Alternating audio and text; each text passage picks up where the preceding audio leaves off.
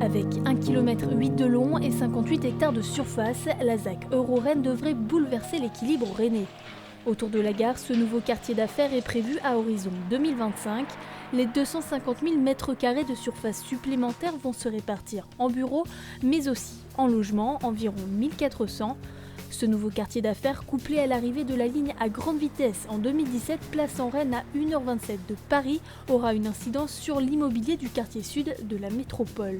Ça va redonner un certain souffle puisqu'on va avoir une liaison entre le nord et le sud pour la gare et avec notamment au sud de la gare de la construction de nombreux immeubles, essentiellement rue de l'Alma où il y a déjà de nombreux immeubles en construction.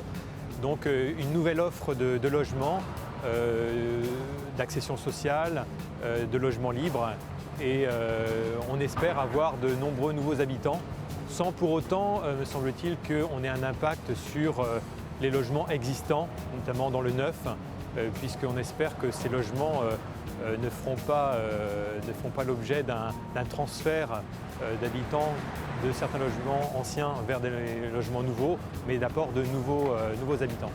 Même s'il est assez difficile de prévoir autant à l'avance, les nouvelles constructions ne devraient pas avoir d'impact prévu à la hausse sur les logements déjà existants. Je ne pense pas que du fait du changement de la gare, il y aura une augmentation de la valeur de ces appartements, puisqu'il y aura une nouvelle offre concurrente dans le neuf à côté.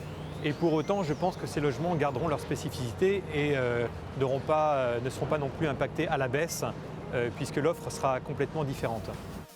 Seule certitude, ce nouveau quartier d'affaires Euro-Rennes va redynamiser la métropole et le nouveau centre de Rennes sera lui un peu plus tourné vers le sud.